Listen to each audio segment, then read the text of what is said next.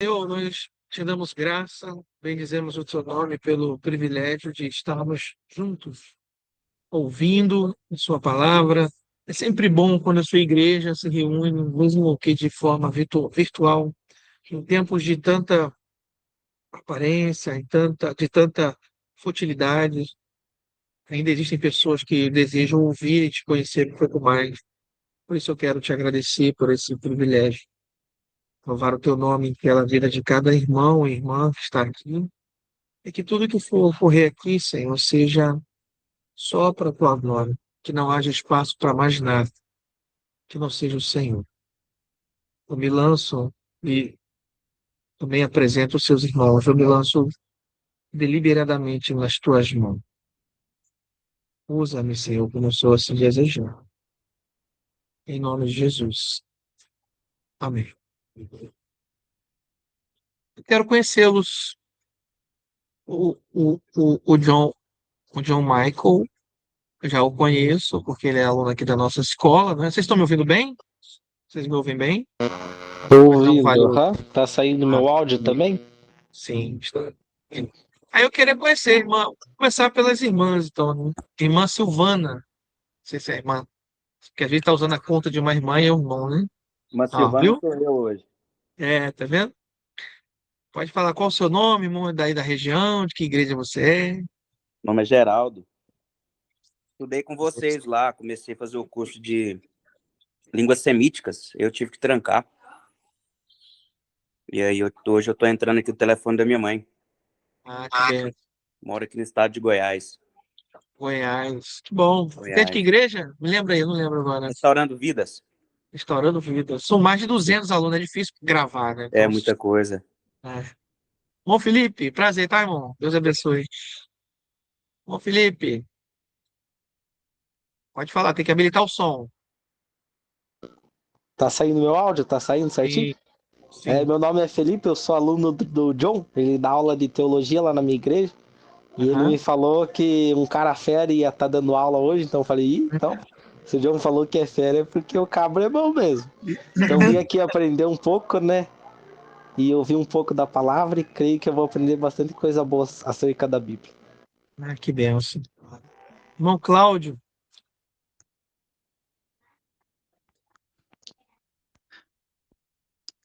A paz do Senhor, meus irmãos. é, Eu sou o Cláudio Viana, sou aqui vizinho do John, Telêmaco Borba. Somos aqui da Igreja Assembleia de Deus Missão, no Jardim Progresso. Estamos aqui fazendo missão, somos monitor de missões e estamos trabalhando, né, na obra de Deus. E é uma alegria, um prazer ouvi-lo, professor, nesta noite. O John falou muito é, bem do senhor. O John é um grande mestre, nós somos aluno dele, é uma excelente pessoa, um rapaz dedicado nos estudos e tem nos ensinado muito, temos aprendido muito com ele. E eu tenho certeza que hoje vamos aprender também com o professor Tiago. Um abraço, professor, um abraço, John, um abraço a todos que estão aí e vamos junto aí aprender a palavra. amém. Glória a Deus. Amém. Davi,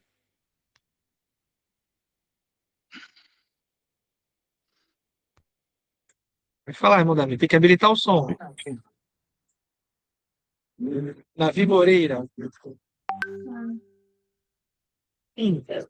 Eu não sei se ele tá online, o pastor Tiago. Ele tá gravando a aula. Ah, eu vou gravar para vocês, vocês podem ficar despreocupados, que eu tenho Vai recurso gravar aqui. também? Eu vou Ah, gravar não, porque tranquilo. eu trabalho numa empresa que eu tenho a conta Prime. Eu não, né? Empresa. E aí são recursos que a minha empresa é parceira oficial do Google, então eu tenho recursos ilimitados. Então, vocês podem ficar despreocupados, que já vou botar ali para iniciar a gravação e tomar as notas. Depois eu vou mandar para vocês. Beleza. Tá? Vocês podem ficar despreocupados com isso. Então tá bom, irmão. Nico Reis que entrou agora aí. Boa noite, meu irmão. Seu irmão é da onde? Oi, oi, tô aqui em Buenos Aires. Olha, que coisa boa. Que bênção. Graças a Deus. Bom, deixa eu falar só um pouquinho de mim. É, Meu nome é Tiago, né? Tiago Cardoso Nunes. Opa. Meu nome é Tiago Cardoso Nunes, eu sou natural do Rio de Janeiro. Eu também me converti numa igreja pequena de bairro, de comunidade, chamada Igreja Evangélica Assembleia de Deus. Fui achado por Jesus em 1993, nas famosas Tardes Alegres que as Assembleias de Deus faziam. Não sei se vocês sabem o que é isso. Tarde Alegre é quando os adolescentes iam todo sábado fazer gincanas na igreja, né? Então, a igreja era enorme, era da Convenção de Madureira, uma grande igreja. Na época que o púlpito tinha sino ainda, os homens usavam chapéu, bengala, né? Então, foi ali que o Senhor me achou. Eu passando na rua, vi as crianças brincando de gincana bíblica e eu fiz questão de querer entrar e nunca mais sair. E ali fiquei. Foram as minhas melhores memórias, são dali, da Assembleia de Deus, uma igreja na qual eu tenho um profundo carinho e respeito, tanto que eu estou sempre pregando em igreja da Assembleia de Deus, né? Então, eu louvo a Deus que eu aceitei Jesus num café amargo, esses cultos dos lares que as irmãs fazem, e a gente toma lá um cafezinho, quem toma um café amargo, o próximo culto é na casa dela. Eu não sei se vocês já ouviram falar sobre isso, aqui no Rio de Janeiro. Boa noite, Sônia. Na década de 90, onde as irmãs faziam culto, no final do culto, Eu fecho aonde? Para ninguém me. e no final do culto, as irmãs servem um café, um tá amargo. Então, quem tira o café amargo, o próximo culto é na casa dela, na xicarazinha. E o culto caiu na minha casa, e ali eu entreguei minha vida a Jesus, eu tinha 8 anos de idade, e hoje eu vou fazer 41. Louvado Onde é seja que Deus faz por para isso, mandar né? aqueles negocinhos? Eu, hoje, sou um pastor de uma igreja presbiteriana. Nossa igreja é uma igreja presbiteriana de linha Covenanter, não tem nenhum vínculo com a igreja presbiteriana do Brasil, né? A igreja que eu faço parte é uma igreja que vem direto da Escócia, que eu não sei se vocês sabem disso, mas o nome presbiteriano vem da Escócia, é lá que surge a expressão igreja presbiteriana, com John Knox. A igreja presbiteriana do Brasil, ela vem dos Estados Unidos, que é já uma mudança do que aconteceu na Escócia. E os presbiterianos escoceses, eles têm algumas características em comuns que vocês vão gostar. Eles eram homens que gostavam de monte, vigília, de oração, acreditavam nos dons. Então, haviam ali, nas reuniões de orações deles, profecias, visões, revelações. Mas, apesar de eles serem homens assim, eram eruditos, conheciam o grego e conheciam o hebraico, latim, mas eles eram homens de jejum, oração e campanha. Era comum eles passarem noites inteiras no monte em oração. Mas o culto deles era bem peculiar. Eles eram adeptos do princípio regulador do culto. O que é isso? No culto, nós só fazemos aquilo que a Bíblia diz expressamente para fazer. Então, nós não utilizamos instrumentos no nosso culto, não julgamos quem usa, mas nós não utilizamos.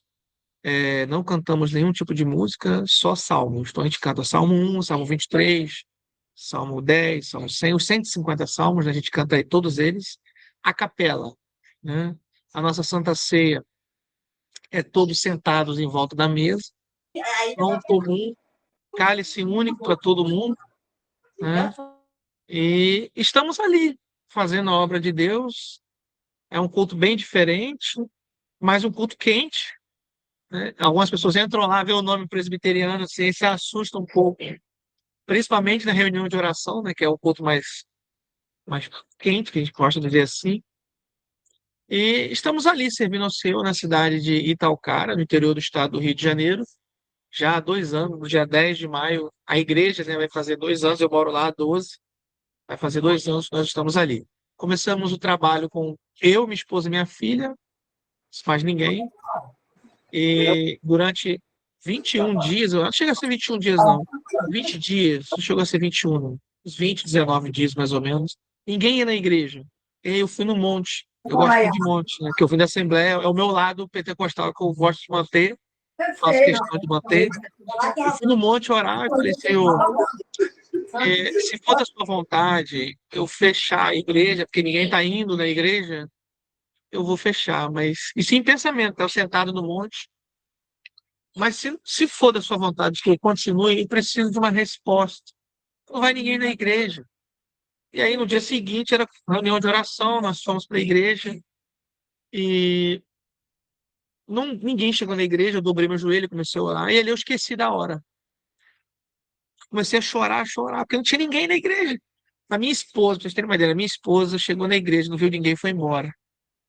Eu fiquei ali sozinho, fiquei muito triste com ela por causa disso, mas ela não foi embora porque não tinha ninguém, ela tinha esquecido alguma coisa. Mas para mim, ela tinha ido embora porque a igreja estava vazia. E eu chorei mais ainda na oração, né? Eu dobrei meu joelho ali, orei, chorei. Eu sei que quando eu terminei de orar, já era 9 horas, ali, 1 hora e pouca. E tinha 8 pessoas sentadas na igreja. E eu, assustado, com dores no joelho, falei assim: "Mas, gente, vocês sentaram, vocês entraram, não falaram nada." E uma das pessoas falou assim: "Ah, que estava tão bom a oração que a gente ficou aqui ouvindo a sua oração." E lá, no meio deles, tinha um irmão, um jovem, tinha uns 19 anos, 17, não sei.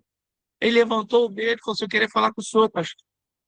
Eu falei: "Pois não, eu só vim aqui porque eu tenho um recado de Deus para o senhor. O senhor acredita?" Que eu vi o nome ali presbiteriano, às vezes não acredito. Eu falei: "Claro que eu acredito." E ele falou assim para mim: "Ó, ontem à noite você estava no monte e em pensamento você falou com Deus assim: Senhor, eu preciso de um sinal. Ninguém está indo na igreja. E se for para eu fechar a igreja, eu fecho a igreja. Mas se for para eu continuar, me dá um sinal." Aí ele falou assim para mim: "Eis aí a sua resposta. Tchau." Virou as costas e foi embora. Ele aparentemente parece ser uma pessoa com problema, assim, com problema, né? Mas ele falou assim: "Eu não verbalizei nada, eu não disse uma palavra, eu estava no monte, em pensamento, refletindo, falando com Deus, e eu tive essa experiência, para a glória do Senhor." E desde esse dia, a nossa igreja vem crescendo, assim, né, paulatinamente. Hoje nós estamos com 20 pessoas, já cheguei a ter mais, 40. Só que uma igreja nesses moldes, cantar só salmos, sem instrumentos, precisa de concordar que ela cresce um pouquinho mais devagar, né? E nós estamos ali caminhando contra tudo e contra todos. Então, o nosso culto é um culto simples, não tem coreografia, nós não fazemos culto de homens, culto de jovens, culto de criança, culto das mães, culto dos pais, culto de Páscoa, culto de Natal, nada contra, tá? Mas nós não fazemos nada disso, só o culto. No nosso culto a gente não tira oferta, a gente não para o culto para dar anúncio, a gente não anuncia visitantes, que nós entendemos que o culto é só para cultuar. Então, durante essas 2 horinhas, nós não paramos o culto para nada. Quem quiser tirar oferta, tem que chegar mais cedo, vai lá e coloca. A gente não para o culto para tirar oferta. Ou seja, é um culto simples. Praticamente todo o culto é voltado para pregação, bem zwingliano, assim, vamos botar assim. É um culto praticamente todo voltado para a pregação da palavra e para a oração, né? Nós oramos bastante no culto. E logo depois vem a exposição da palavra de Deus. Trabalhamos com a Lexio Contínua, e aí já entrando no nosso. O que é Lexio Contínua?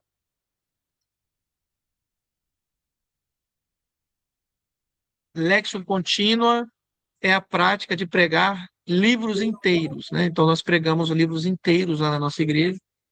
E o texto que nós vamos falar hoje, o Jó, capítulo 6, faz parte de uma série de mensagens que eu preguei. Nós pregamos por 1 ano e 9 meses o livro de Jó.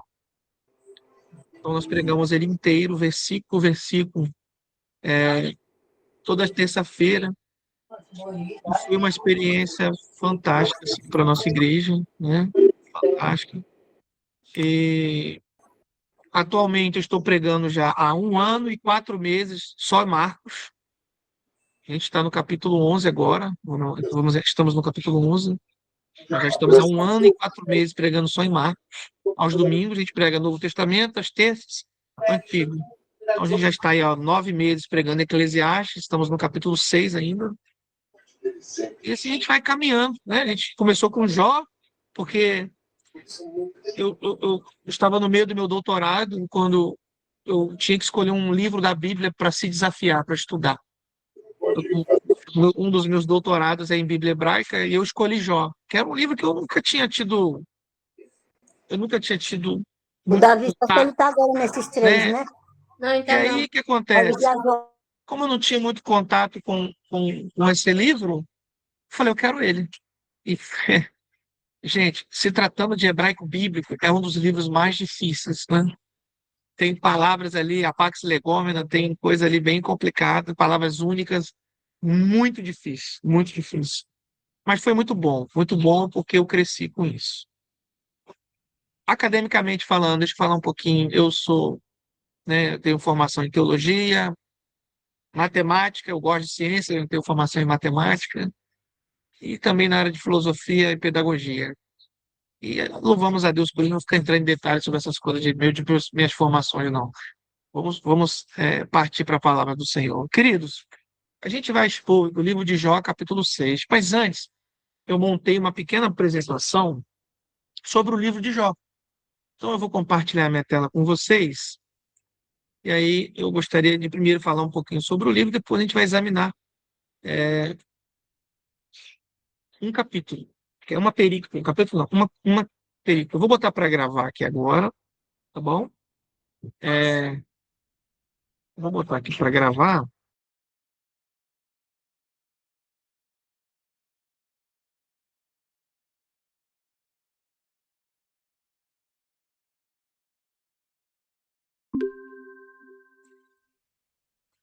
Boa noite, meus irmãos, mais uma vez. É uma alegria poder estar aqui nesse encontro com vocês hoje para falar sobre esse assunto que me fascina, que é a Bíblia, teologia, especialmente esse livro que eu desenvolvi um apreço muito grande por ele.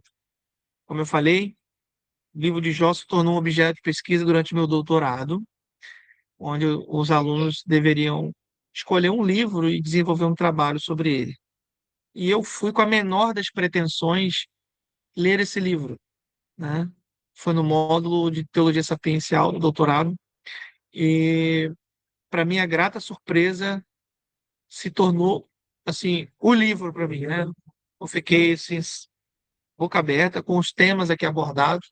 E hoje, então, antes da gente pegar um texto bíblico para a gente poder expor, eu gostaria de estar fazendo a exposição do livro, para que vocês conheçam o livro, a estrutura do livro, assim por diante. Então, vamos lá. É, hoje, deixa eu só liberar aqui o acesso.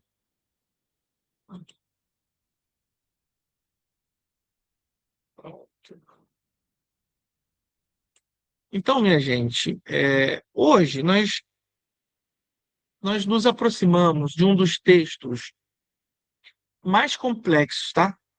Jó é um dos textos mais complexos, ele é um dos textos mais densos e, ao mesmo tempo, ele é um dos mais perturbadores, tá? Ele é um dos mais perturbadores de toda a tradição bíblica.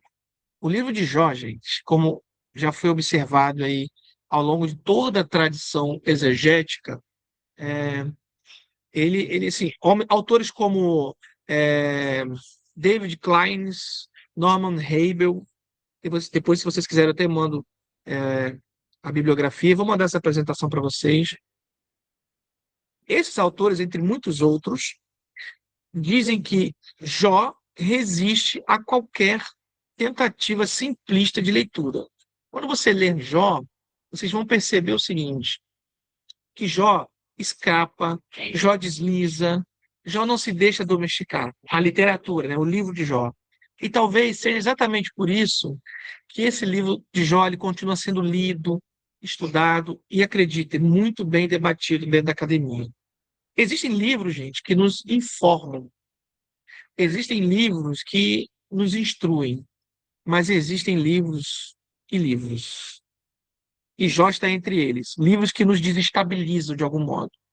Tem livros que nos tiram do chão. Eu senti isso várias vezes lendo outros livros não bíblicos. E eu senti isso de novo quando eu li Jó. Livros que, quando você lê, você tem aquela sensação do chão cair debaixo dos seus pés, sabe? Livros que você vai lendo e ele vai meio que desmontando todas as suas estruturas. Livros que, conforme cada página vai sendo avançada, você percebe que eles vão expondo aquilo que, sim, aquilo que nós, muitas vezes, passamos a vida inteira tentando evitar, que é o tema do sofrimento, problema do sofrimento diante de Deus. Esse é um assunto muito que tem me despertado a atenção desde a primeira vez que eu me debrucei sobre o livro de Jó. Mas aqui está o ponto central da nossa aula, vou dizer assim. Eu gostaria que você guardasse isso desde o início. O problema de Jó não é apenas um problema teológico. O problema de Jó é que ele também é literário. E isso muda completamente tudo quando nós falamos da nossa abordagem sobre esse livro tão maravilhoso. Porque durante muito tempo, o livro de Jó, ele foi lido dentro da academia, tá? Vou aqui falar de uma linguagem mais acadêmica, mas para vocês entenderem. O livro de Jó foi lido muitas vezes como uma coletânea de discursos. Daqui a pouco eu vou falar o que é discurso. Ele foi lido como um conjunto de tensões, como uma obra fragmentada, como um texto com possíveis camadas que nem sempre tinham suas conexões, dando a sensação de que o livro de Jó é como se nós estivéssemos diante de um campo de ruína, como se o livro fosse todo quebrado. Mas e se essa leitura estiver errada sobre Jó? E se aquilo que parece desordem no livro de Jó, sabe, fosse, na verdade, uma estrutura muito bem montada, mas que não foi muito bem percebida pela academia? Entende? E se aquilo que parece repetição em Jó for, na verdade, o que alguns chamam de progressão retórica? O que é isso, né? Progressão retórica. Nós vamos falar. E se aquilo que parece caos, como o que acontece com Jó, for, na verdade, arquitetura, estrutura, muito bem montado, algo muito bem desenhado? Então, veja, é exatamente isso que eu quero explorar com vocês hoje. Claro, de uma forma bem simplista, mas que vocês entendam onde eu quero chegar. Porque a tese que eu quero sustentar essa aula é o seguinte: o livro de Jó não é um livro caótico. O livro de Jó ele é profundamente arquitetado e desenhado. E eu digo aqui arquitetado ou desenhado, eu não estou usando aqui uma metáfora superficial, não, gente. Eu estou falando de um livro que tem uma organização deliberada, que tem progressão discursiva, uma simetria estrutural, que tem padrões retóricos muito truncados, complexos. Inclusive, isso será importante ao longo de todo o nosso encontro de hoje. Você vai encontrar, por exemplo, no livro de Jó, estruturas cíclicas, paralelismo ampliados no livro de Jó, até aquelas grandes formulações quiásticas. O que é quiasmo? Vamos falar também que hoje, dá um exemplo. Como já foi sugerido aqui, nós temos alguns autores que eu vou, no final, recomendar para vocês, como David Klein e o Norman Habel. São autores muito bons que identificaram no livro de Jó não apenas o conteúdo teológico, mas entenderam por trás do texto uma espécie de engenharia, vamos botar assim, uma espécie de engenharia sofisticadíssima que tem aqui no texto. Portanto, o que eu quero fazer aqui hoje não é explicar Jó, porque isso não é o suficiente. Nós vamos entrar na estrutura do texto, perceber o passo interno do texto, perceber a progressão, sobretudo, ver como a forma do texto de Jó comunica a sua teologia, gente. Porque, como todo livro do mundo e da Bíblia não seria diferente, a forma ela não é neutra. Tá? A forma, seja ela qual for, ela é teológica, no caso da Bíblia. E isso vai nos conduzir a uma mudança fundamental de postura. Nós não vamos aqui trabalhar com a pergunta o que Jó está dizendo. Nós vamos trabalhar com a pergunta como Jó está falando. Por que Jó está falando nesse momento? E o que a estrutura do texto revela que o conteúdo isolado não revela? E por fim, gente, se nós perdermos a estrutura de Jó, nós vamos perder todo o argumento dele. E se a gente perder o argumento de Jó, nós vamos perder o impacto teológico que ele tem. Então, prepare-se, porque o que está diante de nós aqui não é um texto sobre sofrimento, que é o caso do Jó, ou sobre teologia da retribuição. Porque a teologia da retribuição é aquela que você provavelmente já disse, mesmo que inconscientemente, que se você for bom, Deus vai te abençoar. Provavelmente vocês já ouviram isso por aí. Que Deus ajuda quem cedo madruga, né? Você já deve ter ouvido essas expressões por aí. Que se você for um crente fiel, tudo vai dar certo. E nós temos a tendência de que quando as coisas dão errado, a gente achar que nós estamos em pecado, falhando em algo, como se Deus estivesse cobrando coisa da gente. Isso é teologia da retribuição. Se você for bom, tudo vai ser bênção. Se você for infiel, Deus vai te castigar. Mas a história de Jó está aí para provar que não é assim que as coisas funcionam, né? Existe um livro que foi lançado na pandemia por John Piper, onde ele diz que Deus, o nome do livro é Deus e o Coronavírus. Recomendo a leitura, eu tive a oportunidade de ler. Nesse livro, John Piper fala que foi Deus que mandou o Covid. Ele diz que foi Deus que mandou os aviões baterem. E quando ele diz que Deus mandou, ele não está dizendo que Deus pegou a mão do piloto e jogou o avião no prédio, não é isso. É que nada escapa da permissão de Deus. Então, o que ele quis dizer é o seguinte, que o Deus que salva também permite tragédias e sofrimento. E que o cristão também passa por sofrimento. Então, veja, o livro de Jó é um exemplo que nem sempre você ser fiel, você vai ter só bênção. Eu conheço crentes fiéis que passam a vida inteira, que passaram a vida inteira sofrendo, doentes, fazendo hemodiálise. Provavelmente vocês conhecem também alguém que foi fiel. Conhece gente assim? Provavelmente vocês conhecem. Gente que foi fiel a vida inteira, serviu o campo missionário a vida toda e só sofreu, só passou dificuldade. Onde estava Deus diante do sofrimento desse irmão? Perguntas como essa fazem a gente refletir. E o livro de Jó está aí para mostrar que por trás da tragédia, por trás de todo o nosso sofrimento, existe um Deus que cuida, que zela, que preserva, e que por trás do caos, ele continua no controle de todas as coisas. Amém? Então, é isso que nós vamos falar. Depois nós vamos ler um texto bíblico e expor ele para a gente aqui. Então, eu não vou demorar, vou ser objetivo aqui, mas eu acho que isso aqui é importante para vocês saberem. Bom, então, antes de mais nada, deixa eu explicar para vocês o problema hermenêutico que a gente encontra aqui no livro de Jó. E não é uma tarefa muito simples, não, tá? Porque se você quiser compreender esse livro aí com seriedade, você precisa começar com um problema. Qual o problema? E não é um probleminha pequeno, não, tá? Isso aqui é um problema grande. Um problema que atravessa séculos de interpretação. O livro de Jó, ao longo da história da exegese, ele tem sido, pessoal, frequentemente visto como um livro repetitivo, estruturalmente instável, fragmentado e tenso, teologicamente tenso. E essa percepção, ela não vem de qualquer leitor.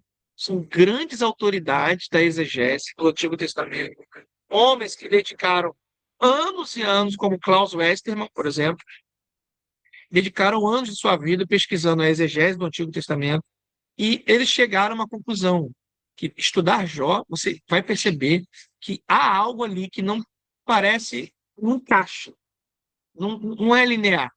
E por que todo mundo teve essa impressão quando estudou o livro de Jó? Porque quando a gente lê o livro de Jó de maneira sequencial, se você já teve a oportunidade de ler o livro de Jó inteiro, recomendo que vocês façam isso, vocês vão assim, encontrar fenômenos que desafiam a expectativa da coesão. E o primeiro desafio é a repetição discursiva. Pastor, o que é repetição discursiva? Quando a gente fala que Jó é repetitivo, nós não estamos dizendo que o texto de Jó é pobre. Não é isso que eu estou falando, não. Mas que ele apresenta um padrão recorrente de fala. Por exemplo, se você pegar o livro de Jó, do capítulo 4 até o capítulo 27, tá? Se vocês pegarem ali capítulo 4 de Jó até o capítulo 27, ou está entre eles, deixa eu adicionar aqui. Então, se vocês pegarem o livro de Jó do capítulo 4 até o capítulo 27, nós vamos ter ali o que nós chamamos de ciclos discursivos. Funciona assim, pessoal. A estrutura é sempre a mesma. Primeiro, nós temos um amigo que fala. Vocês vão ler isso nos capítulos 4, capítulo 5 de Jó. Aí depois a estrutura é assim, um amigo fala, Jó responde, depois o outro amigo fala de novo e Jó responde. Esse ciclo de o amigo fala, Jó responde, depois o amigo fala de novo, ele vai do capítulo 4 até o capítulo 20, até o final. Então você vê, o capítulo 4 e 5, quem está falando é ele faz. Capítulo 6 e 7 é Jó respondendo. Depois é Bildade, no capítulo 8. E aí, Jó vai responder no capítulo 9 e no capítulo 10. E esse padrão vai se repetindo. E quando o pessoal lê o livro de Jó com atenção, a pergunta que surgiu foi o seguinte: isso é repetição vazia ou é só uma progressão retórica? O que é isso? Porque se você prestar atenção, vocês vão percebendo, lendo o capítulo 4 de Jó até o capítulo 27, que há uma intensificação da discussão. No primeiro ciclo, os amigos ainda são moderados, eles vão ali para apoiar Jó. Já no segundo ciclo, quando eles começam a falar, eles já começam a falar assim: Jó, se você está sofrendo, porque tem algum pecado aí. Eles começam a buscar explicações. E no terceiro ciclo, a acusação dos amigos de Jó sobe num nível absurdo. Ou seja, a repetição ali dos capítulos 4 até o 27 de Jó não é uma repetição mecânica, é uma progressão lógica. Isso, em retórica, o que significa isso? Nós chamamos isso de um recurso clássico. É como uma espiral. Você volta ao mesmo tópico sempre, mas sempre no nível mais fundo. Sempre no nível mais fundo. Cada vez que você volta naquele tópico, você afunda um pouco mais. Então, esse foi o primeiro problema. O segundo que eles entenderam no livro de Jó é mudança de tom. De repente, o tom muda. Por exemplo, se você ler Jó, os capítulos 1 e 2, vocês vão perceber que a estrutura do texto de Jó, do capítulo 1 e 2, é uma prosa. Prosa. Ou seja, você sai do capítulo 1 e 2, que é prosa, e, de repente, no capítulo 3 em diante, nós temos uma poesia. Como assim? O texto começa em prosa e, de repente, vira poesia. Bom, o que é prosa, pessoal? Prosa é em linguagem discursiva, prosa, ela é uma linguagem contínua, sem estrutura poética formal. Ou seja, prosa, pessoal, ela segue uma lógica narrativa. Como assim? Prosa, você tem um sujeito, alguém está ali, nós temos uma ação e nós temos uma sequência temporal. Isso é prosa. Quer ver um exemplo? No capítulo 1, pega a sua Bíblia aí, estou com a minha Bíblia aqui aberta. No capítulo 1 de Jó, no verso 1, você já vai encontrar isso lá. No capítulo 1 de Jó, no verso 1, você já vai encontrar assim: havia um homem na terra de Uz, cujo nome era Jó. Isso é narrativa. Veja, tem começo, tem desenvolvimento e tem sequência. Mas quando chega aqui, ó, no capítulo 3 de Jó, o que acontece no capítulo 3? Muda.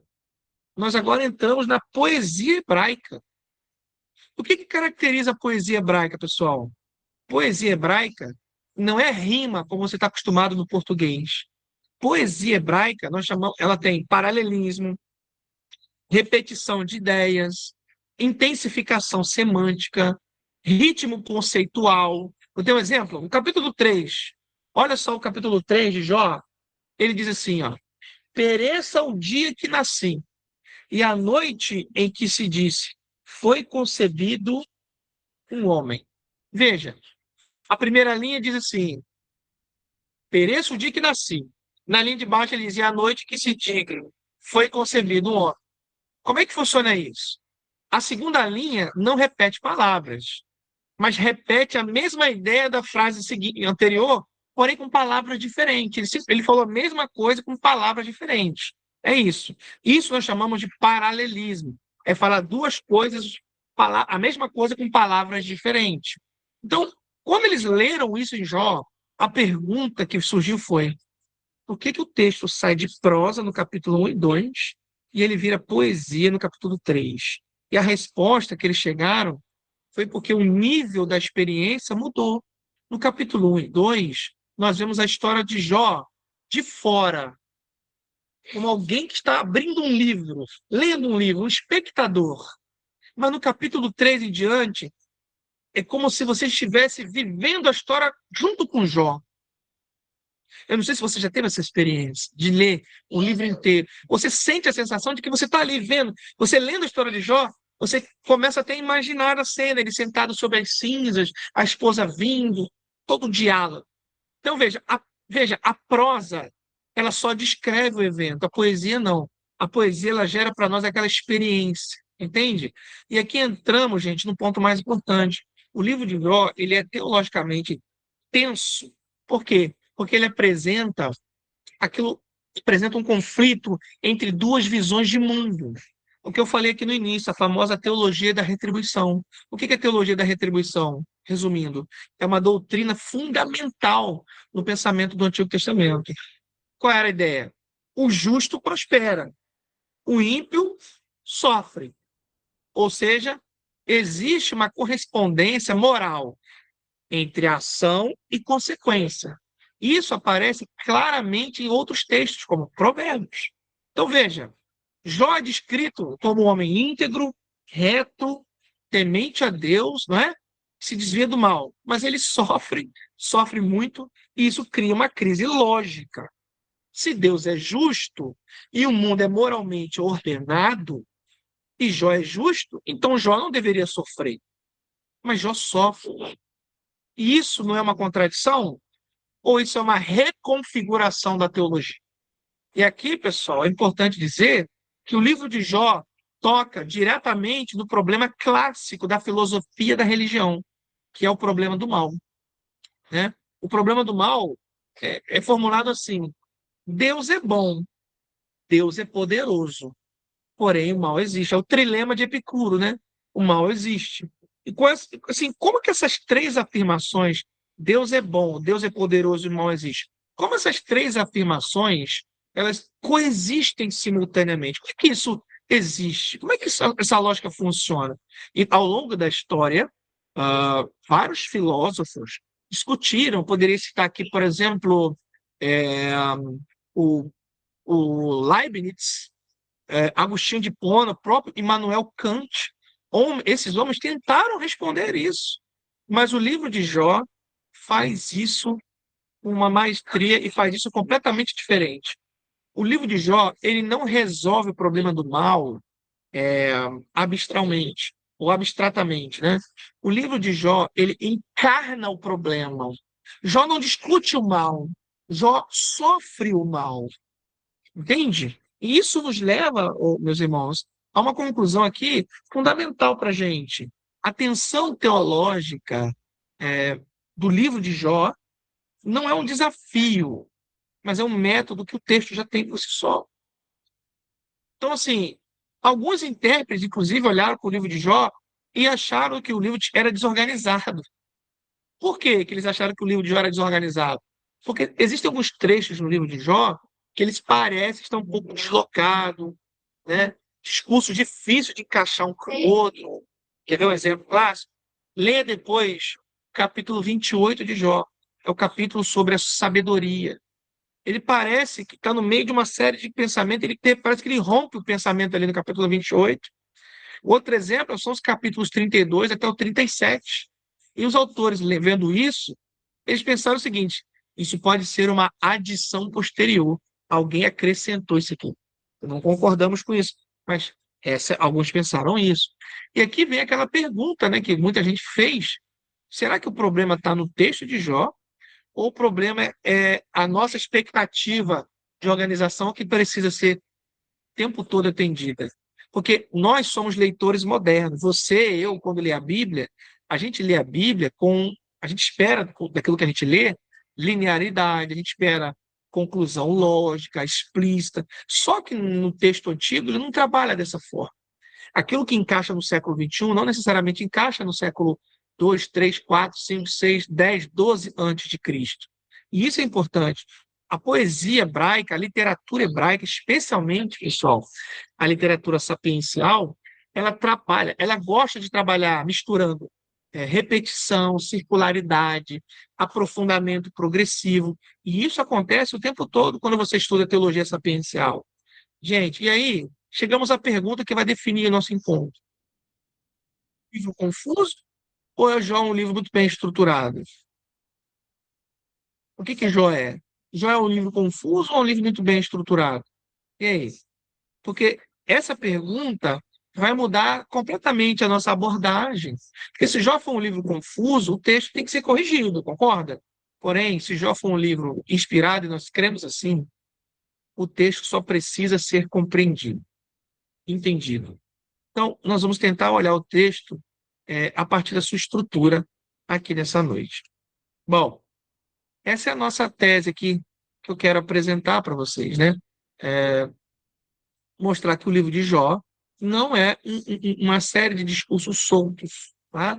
Porque no slide anterior nós levantamos um problema e agora nós vamos estabelecer uma resposta a partir daqui.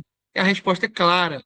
Eu quero que você preste atenção aqui, porque tudo que vai ser dito daqui para frente vai depender disso. O livro de Jó não é um conjunto de discursos soltos, desorganizados. E aqui, gente, a gente tem que definir isso com muito cuidado. Quando eu digo que o livro de Jó, quando a gente fala assim, ó, um texto é um conjunto de discursos soltos, eu estou falando de uma obra que não possui unidade literária forte, que apresenta partes independentes, que pode ter sido composta por pessoas diferentes. Nós vamos tentar responder que não. Então, o livro de Jó, ele é uma estrutura narrativa teológica muito bem intencionada. E é isso que nós vamos tentar definir com certo rigor. O que significa estrutura narrativa aqui em Jó? Significa que o livro de Jó ele tem um enredo muito bem montado, ele tem um desenvolvimento. O livro de Jó tem um movimento de tensão até chegar na conclusão, lá no capítulo 42, né? Até chegar lá no ponto de conclusão, no capítulo 42. Então, gente, mesmo quando o texto de Jó não parece narrativo, primeira lida, isso aqui é fundamental para a gente pensar, né? Narrativa não é apenas, gente, contar uma história. Narrativa é qualquer forma de organização textual que conduz o leitor através de um processo de leitura. Entende? E Jó faz isso. Você tem ali, por exemplo, a estabilidade de Jó no capítulo 1, né? Aí no capítulo 3 temos o colapso existencial de Jó, que está ali meio depressivo. Aí no capítulo 4 até o capítulo 27, nós temos um conflito teológico. Jó tentando dizer, eu não sei porque eu estou passando por isso, mas eu não estou em pecado. E os amigos dizendo, sim, você está em pecado. Alguma coisa você fez. E o capítulo 28 é quando Jó vai buscar sentido nas coisas. E, finalmente, do capítulo 38 até o 42, é o confronto de Deus. Deus confrontando Jó. Isso é narrativa, pessoal, na veia. Isso é narrativa pura. Mesmo quando é uma narrativa expressada em forma poética, mas é narrativa. Então, o livro de Jó é um livro que tem, sim, uma estrutura teológica. O que eu quero dizer com estrutura teológica? Gente, significa que o texto de Jó, ele não só organiza eventos. O texto de Jó organiza as ideias sobre Deus. Ou seja, em Jó, a teologia, ela não aparece só nas frases que ele fala, na frase que Deus fala. Em Jó, ela está na forma como o texto se desenrola. Quer ver um exemplo? Vou dar alguns exemplos aqui. Deus, ele não. Vocês já pararam para pensar que Deus não responde imediatamente Jó? Isso é intencional. Isso é teológico. Jó pergunta e Deus só vai falar lá no final. Por quê? Vocês perceberam que no livro de Jó, os amigos dele falam bem antes de Deus falar? Questionam muito antes de Deus? Isso também é intencional. Isso também é teológico. Veja que o sofrimento em Jó precede a revelação. Primeiro vem o sofrimento, depois vem a revelação. Se isso não for teologia, meus irmãos, eu não sei mais o que é. Isso mostra o quanto isso é profundamente intencional. E aqui está o ponto importante. Por que isso é intencional que eu falei? Porque dizer que a estrutura é intencional, eu estou querendo dizer o seguinte, que o texto de Jó, ele foi construído deliberadamente dessa forma. Ele não é um texto que foi formado por acidente, desorganizado, não. Não é uma falha editorial no livro ali de Jó. Mesmo que haja a história da composição do livro, eu não quero entrar nesse mérito aqui. Deixemos isso para uma outra, no outro encontro. Mas o que nós temos diante de nós em Jó é um texto coerente. E essa é uma abordagem próxima em que a hermenêutica moderna, por exemplo, chamada de leitura sincrônica ou leitura canônica, concluiu. Ou seja, o foco de Jó não está na reconstrução hipotética do passado. O livro de Jó não quer fazer isso. O livro de Jó o foco do livro está na forma final do texto. Essa é a ideia. Entende? Vários estudiosos já demonstraram que o livro de Jó ele apresenta padrões complexos. Eu não nego isso. Por exemplo, a gente tem no livro de Jó vários ciclos discursivos, como a gente já falou aqui, paralelismo ampliado, estrutura quiástica. O que é quiástico, gente? Eu estou falando de quiasmo aqui. O que é quiástico? Quiasmo é uma forma, pessoal, de organizar ideias em forma de espelho. Como assim? O que é um quiasmo? Quiasmo começa assim. O começo do texto, ele corresponde ao final do texto. E o segundo elemento do texto corresponde ao penúltimo elemento do texto. E o centro do texto é o que fica, é a parte mais importante. Se você puder dividir o texto, fica ali assim, ó.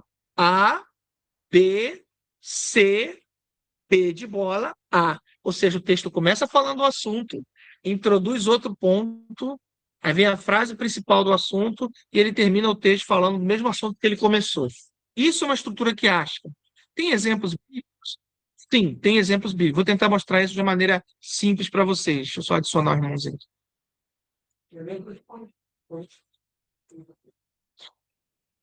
Eu vou dar um exemplo. Se eu falar assim em português, ó, pensa nessa frase, ó. Quiasmo, estamos falando de quiasmo.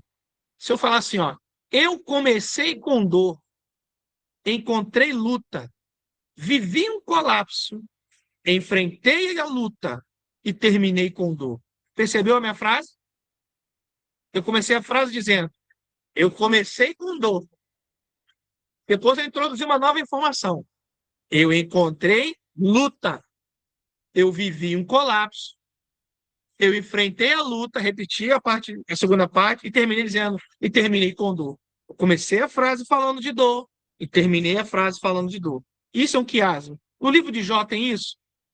Tem. Percebeu a frase que eu falei? Quais são os temas da minha frase? Dor, luta, colapso, dor. De novo, terminei com dor. Se você pegar o texto de Jó, outros textos, por exemplo, ó, Gênesis. Gênesis, a própria Bíblia tem uma estrutura que acha. Como é que começa a Bíblia, pessoal? Deus cria, não é isso? Deus cria. O homem vive, depois o homem cai, o homem vive em conflito e Jesus vem para redimir. Veja, ele começa criando e aí no final ele é redimido. Ou seja, o início da Bíblia, Gênesis e Apocalipse, se conectam. Gênesis e Apocalipse se conectam. Qual é o centro da Bíblia? A queda. Isso é uma estrutura quiástica. E por que o quiasmo existe? Por que essa estrutura de texto existe? E aqui a gente entrou no nível mais importante da aula. O quiasmo, gente, não é só um texto bonito de se ler. Ele é fácil de gravar.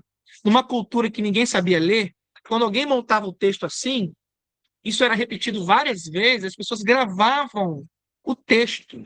Então, na literatura hebraica, o quiasmo servia para memorizar, destacar o ponto central, para criar simetria, porém, principalmente, para dizer ao leitor, presta atenção no centro. Essa é a mensagem do quiasmo. Então, qual é o pensamento meu e seu quando a gente lê um livro? Para você, o livro tem que ter começo, meio e fim, não é isso? É assim que a gente lê. Toda a história tem que ter começo, meio e fim. Não necessariamente. Na Bíblia, no pensamento hebraico, muitas vezes começa assim, ó, começo, desenvolvimento, centro, retorna para o início, fechamento. Essa estrutura circular, essa estrutura circular, está sempre voltando. Essa é a ideia do texto. Agora, o livro de Jó é assim? É, gente. O livro de Jó começa como? Um prólogo. Jó é justo, reto, perceba que Jó é justo, é chamado de justo no capítulo 1. Jó é justo, Deus permite a prova no capítulo 1. Depois, no capítulo 2 em diante, nós temos o sofrimento. Depois tem o debate de Jó com os amigos. Depois tem a preparação para a resposta de Deus. E lá no capítulo 42, Deus restaura tudo de Jó e ele é chamado de justo. Ninguém nunca foi tão bom quanto ele. Ou seja, o assunto que começa Jó termina no livro de Jó. Isso é uma estrutura que acha. Isso não é um esquema rígido, entende? Isso revela padrão. Início de Jó e o capítulo 42 de Jó dialogam, eles conversam entre si. E o cara que escreveu isso, ele fez com intenção para que você prestasse atenção nisso. E se isso for verdade, então o ponto mais importante do livro de Jó, gente, não é o começo. O ponto mais importante do livro de Jó não é o final, não é o 42. O ponto mais importante do livro de Jó está no centro, no meio, na metade do livro de Jó. E isso muda completamente a nossa leitura sobre o livro, porque isso vai nos obrigar a perguntar assim: pastor, professor, qual é o centro teológico do livro de Jó? Qual que é? Sofrimento? O debate dos amigos? A sabedoria? O silêncio de Deus? Então, quando nós falamos aqui que o livro de Jó é um livro muito bem montado, nós não estamos aqui apenas dizendo que ele tem partes organizadas. Nós estamos dizendo com muita clareza que ele tem uma estrutura pensada, que ele tem simetria, e isso é profundamente teológico. E isso agora vocês começam a perceber que aquilo que parecia confuso em Jó, agora começa a se encaixar. Amém? Vocês aguentam mais um pouquinho? Sim, sim, claro. Preciso que todos falem aí. Faça o valeuzinho. Tá muito bom, professor. Pode continuar à vontade. Tá bom. Então, Maravilha, maravilha. vamos lá. Vamos avançar um pouco mais, então. Bom, qual a metodologia que nós vamos trabalhar aqui? Tá? Para tentar mostrar para vocês aqui. Gente, a gente tem que responder aqui isso aqui que é fundamental para a gente, tá? Como nós estamos lendo esse livro de Jó? Como é que você lê Jó? Porque quando a gente fala de teologia bíblica, por exemplo, em teologia bíblica, o método que você lê, vai usar para ler, ele não é um detalhe técnico. O método do que você vai usar para ler a Bíblia vai definir o resultado que você vai chegar. Se você muda a forma de ler a Bíblia, você muda o que o texto significa, às vezes. Tá? Portanto, antes da gente avançar na estrutura de Jó, a gente precisa primeiro deixar claro qual é a abordagem que nós vamos dar ao livro de Jó. Primeiro, eu coloquei aí uma leitura sincrônica. Leitura sincrônica, ou seja, esse é o eixo principal da minha metodologia aqui. Mas o termo sincrônico precisa ser explicado. Pastor, o que é leitura sincrônica? Não sei se vocês já ouviram falar sobre isso. Gente, leitura sincrônica nada mais que é você fazer a análise do texto. É você ler o texto, analisar o texto na forma como ele existe agora, sem você tentar reconstruir versões anteriores, estágios hipotéticos, camadas editoriais. Não é isso. Leitura sincrônica você lê como ele está. E nós vamos fazer isso em contraste com a leitura diacrônica. O que é uma leitura diacrônica, pessoal? Uma leitura diacrônica é uma leitura que vai tentar investigar como o texto se tornou ou se formou ao longo do tempo. Quais as fontes foram usadas para aquele texto ser construído? Quantas edições ele sofreu? Será que ele foi corrigido? Não? Agora, atenção. A abordagem diacrônica, gente, ela não é errada. A abordagem diacrônica, ela tem um limite. Por que a abordagem tem um limite, na verdade? Porque quando você levar essa abordagem ao extremo, ela pode transformar o texto em um quebra-cabeça de hipótese e uma reconstrução meramente imaginativa. É por isso que aqui nós adotamos o princípio seguinte: o texto que temos, que é o texto que você tem em sua Bíblia, é o texto que nós vamos interpretar. É o texto de Jó. Essa postura se aproxima com a postura dos maiores linguistas e exegetas do mundo inteiro. Ok? Depois nós vamos fazer uma análise narrativa. Tá? E o que é a análise narrativa? Nós vamos ler o texto como uma história muito bem estruturada. E quando essa história ela é contada parcialmente, e como que ela é contada parcialmente poesia? Ou seja, nós vamos olhar para Jó e observar cada personagem, Jó, os amigos de Jó, Deus, quais os conflitos que estão ali no livro, quais os discursos, crise, intensificação, clímax. Se a gente for desmembrar isso aqui, gente, facilmente daria um curso de 1 ano, pode acreditar. Isso é fundamental para vocês. Como é que essa é uma literatura rica? Mas aqui está o ponto mais importante para vocês. Tanto eu quero me ater. A narrativa de Jó não é apenas sequência de eventos. Ela é uma organização de sentido ao longo do tempo. O livro de Jó, ele não só tem ideias, ele conduz você e eu a experiências profundas, tá? E depois nós vamos analisar a estrutura de Jó, porque nós vamos perceber os padrões, blocos literários, paralelismo e assim por diante, tá? Então, nós vamos ver como é que o texto ele é organizado, observar a progressão discursiva, certo? E tentar o que é uma progressão discursiva? O que é isso? É o movimento argumentativo que o texto vai tendo. Por exemplo, no caso de Jó, quando você lê o livro de Jó, o que você percebe lá? Os amigos de Jó começam com uma teologia tradicional. E aí Jó vai respondendo com experiência real. E aí o texto vai se intensificando, né? Aí as coisas vão entrando em colapso, ou seja, não é repetição ali, é progressão na história de Jó. Então, o que eu rejeito aqui? Isso é importante. O que eu rejeito? Eu rejeito conjecturas imagéticas, por exemplo. Porque isso são tentativas de remontar o texto com base em hipótese. Eu não vou trabalhar isso.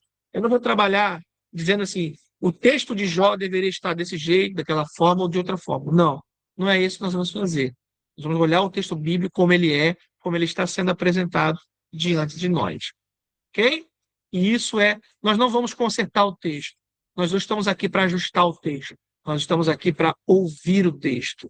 E talvez o que parece problema seja, na verdade, parte da mensagem que o livro quer passar para a gente. Outra coisa importante, quando o assunto é ler Jó, é a chave de leitura. Como assim, a chave de leitura? Porque aqui a gente tem que... eu não estou só adicionando coisa aqui. Eu estou mudando o modo de ler o texto. Para você compreender o livro de Jó, nós precisamos mudar a pergunta. E isso é muito mais profundo do que parece, pessoal. Porque toda leitura, qualquer leitura, nasce de uma pergunta. É aquela pergunta que você faz para o texto. Tem quando você lê a Bíblia? Qual é a pergunta que você faz para o texto? E essa pergunta que você faz para o texto determina o que o texto pode te dizer. Sua pergunta influencia tudo. Então, a pergunta mais comum quando as pessoas leem o texto é assim: o que cada texto diz isoladamente? Mas, embora essa pergunta seja legítima, o que o texto está falando para mim? É uma pergunta legítima, mas isso não é o suficiente. Por quê? Porque ela fragmenta o texto. Ela transforma aquela passagem ou o livro em pequenos blocos independentes, unidades autônomas, discursos muitas vezes desconectados com o contexto maior. Então, quando a gente faz isso, acontece algo inevitável. O livro ele vai perdendo a coerência. Entende? Então, nosso objetivo não é esse. A nossa ideia aqui é como que o texto se organiza como um todo. Porque aqui a ideia não é só...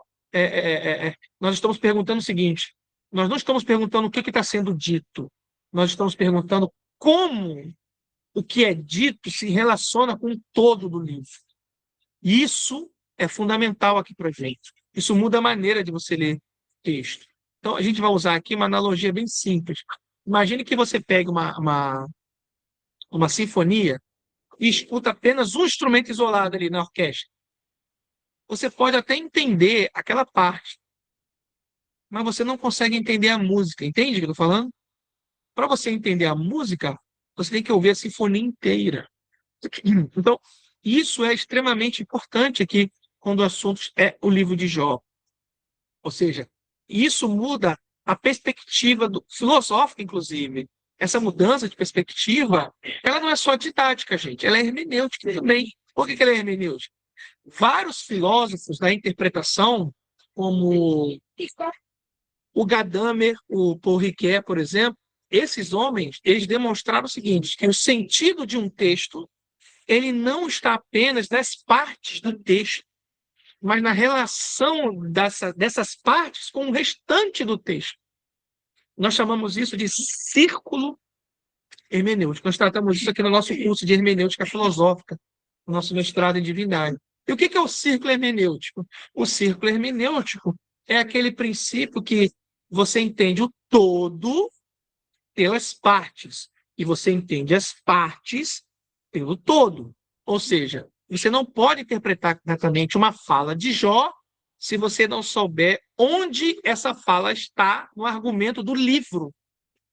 E se você pega, por exemplo, uma fala de Jó isoladamente, Deus me deu e Deus tomou, você pode chegar a conclusões perigosas.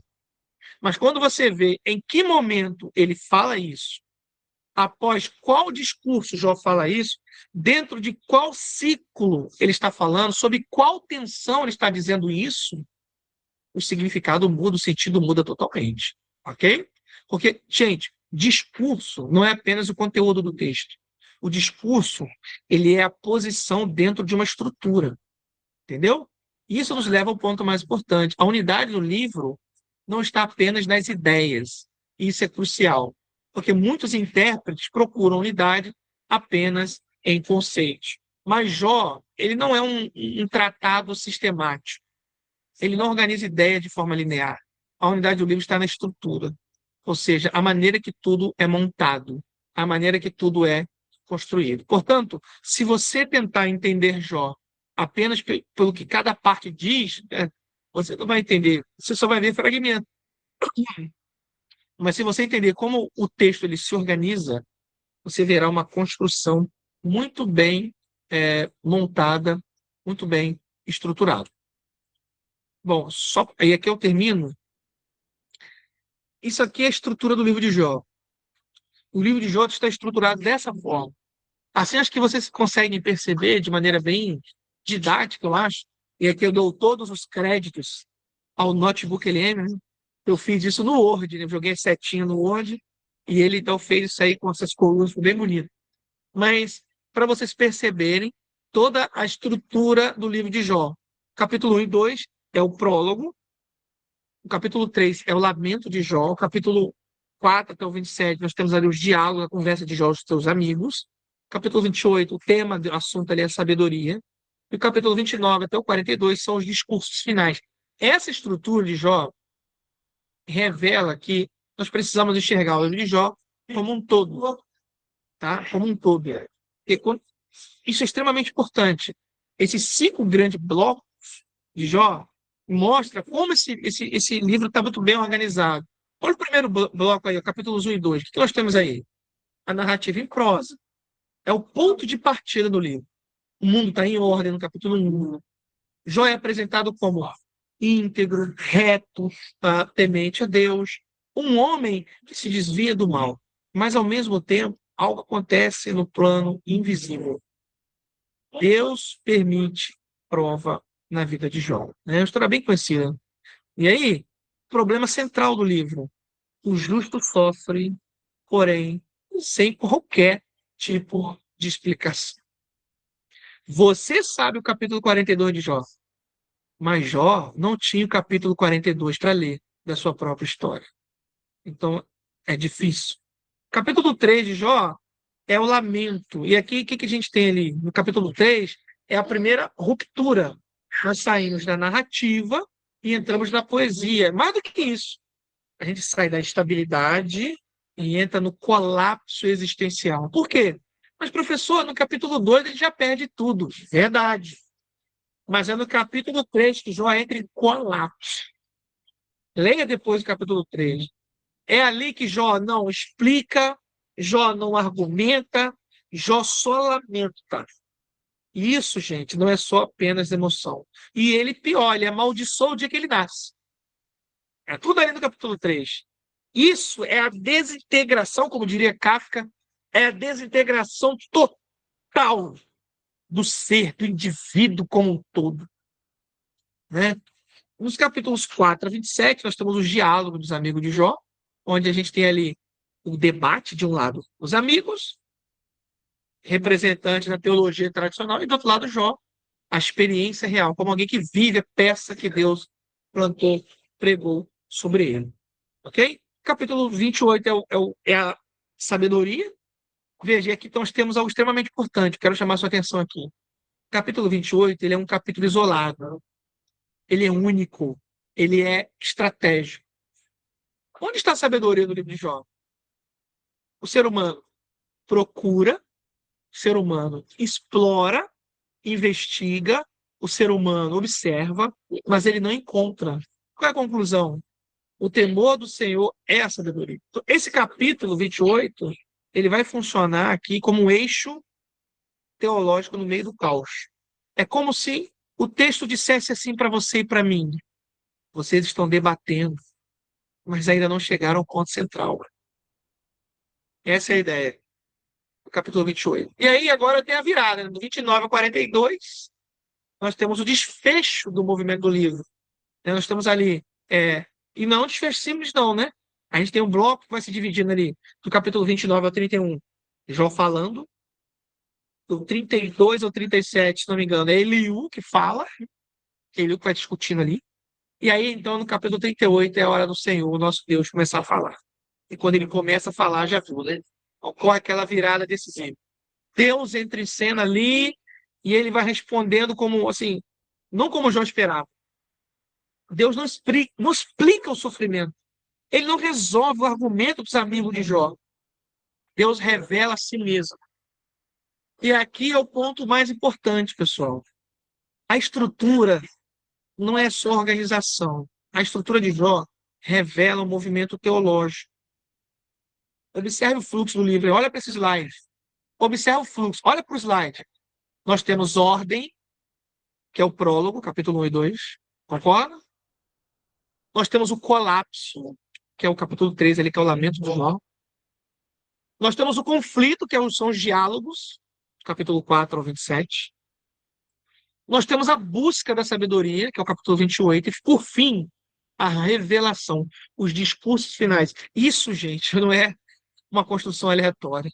Isso é progressão. Isso está conduzindo o leitor ao quê?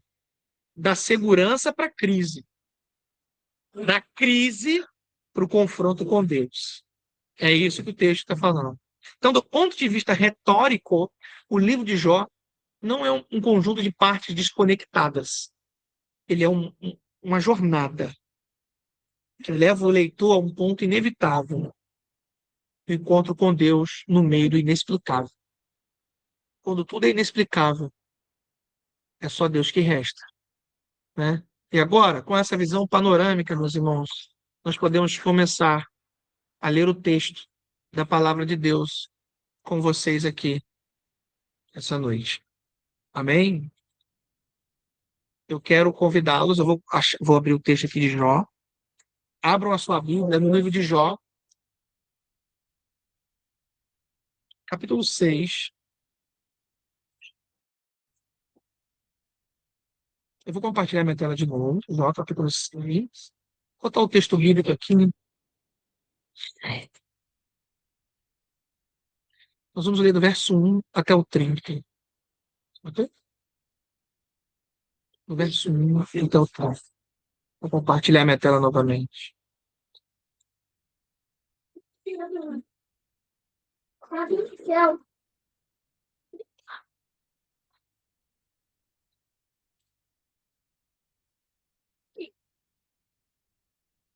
Deixa eu dar um zoom aqui, não sei se vocês estão vendo aí.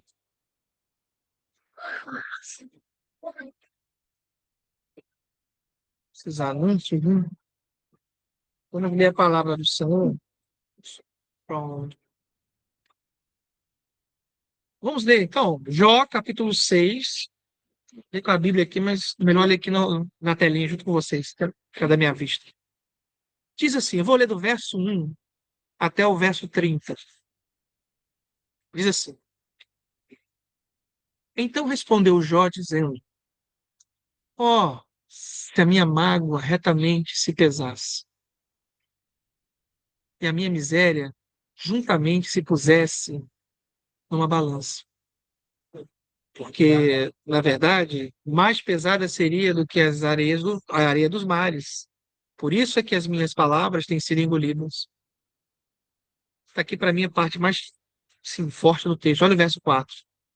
porque as flechas do Todo-Poderoso estão em mim, cujo ardente veneno suga o meu espírito. Os terrores de Deus se armam contra mim. Porventura zurrará o jumento montês junto à relva? Ou mugirá o boi junto ao seu pasto? Ou comer-se-á sal, o que é insípido? Ou haverá gosto na clara do ovo? A minha alma recusa tocá-las, pois são para mim como comida repugnante. Quem dera que se cumprisse o meu desejo e que Deus me desse o que espero. E que Deus quisesse quebrantar-me e soltasse a sua mão e me acabasse. Isto ainda seria minha consolação e me refrigeraria no meu tormento, não me poupando ele, porque não ocultei as palavras do santo. Qual é a minha força para que eu espere? Ou qual é o meu fim para que eu tenha ainda paciência? É porventura a minha força a força da pedra?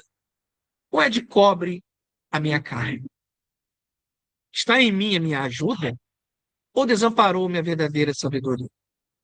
Ao que está aflito, devia o amigo mostrar compaixão, ainda ao que deixasse o temor do Todo-Poderoso. Meus irmãos aleivosamente me trataram.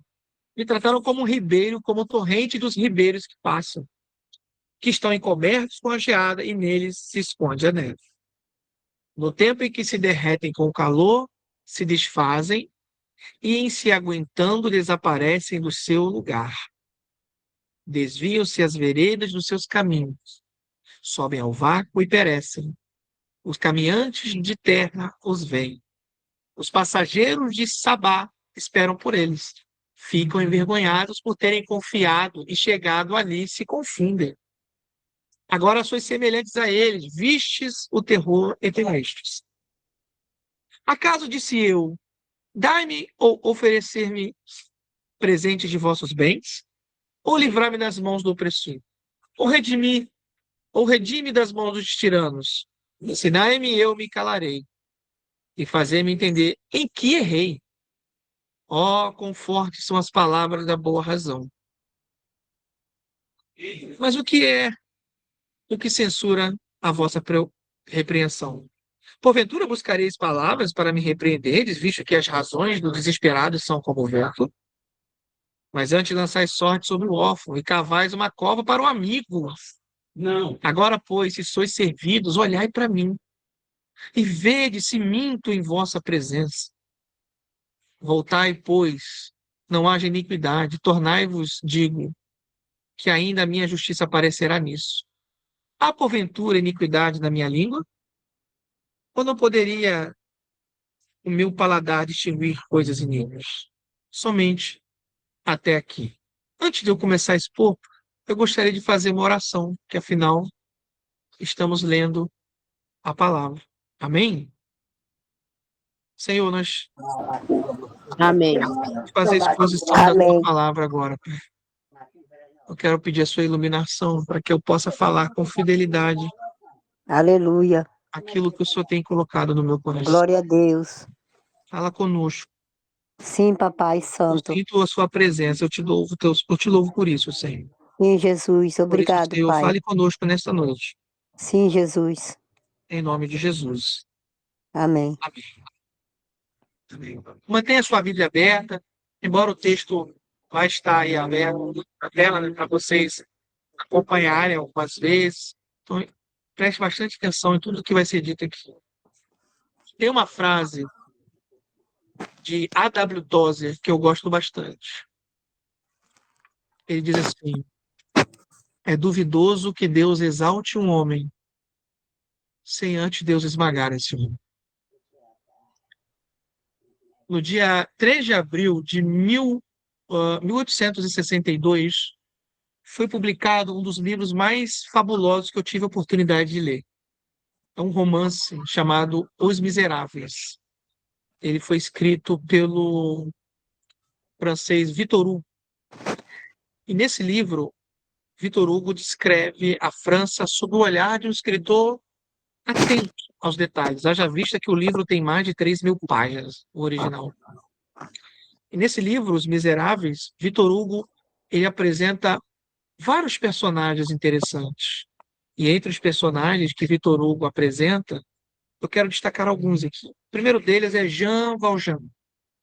E é um personagem interessante, porque no livro, Jean Valjean começa um homem pobre, um homem fraco, e que ao longo da história do livro, Jean Valjean ele vai crescendo, vai prosperando, as coisas vão melhorando na vida dele. Por outro lado, no mesmo livro, Victor Hugo apresenta um outro personagem, muitos, mas um outro, de uma moça chamada Fantine. Fantine é uma jovem, naquela época do século XVII, século XIX, século XVIII, né? Século XIX, Vai, perdão. mãe. Fantine é uma jovem que namora um jovem, um rapaz, e que eles acabam tendo contato íntimo e ela engravida sem estar casada. Vocês imaginam no ano de 1862 uma moça engravidar sem casar, né? Naquele período do século XIX, um escândalo. E ele não só não assume a paternidade da criança, como ele abandona Fantine. E ela fica grávida, e ela é mandada embora da fábrica porque ela não. Isso no livro, né? Ela não tem condições de continuar trabalhando, dados os enjoos, e a criança nasce. E quando Fantine se vê uma mãe solteira, desempregada, ela passa a ser julgada pelos outros, porque ela começa a passar necessidade, passar dificuldade com a sua filha. Ela coloca o nome da menina de Cosette. Até que um dia ela pega essa filha e vá na casa de um casal cujo sobrenome era Thénardier. Eles tinham um hotel, um restaurante, e ela disse: Olha, eu vou deixar minha filha aqui com vocês, vocês vão criar minha filha.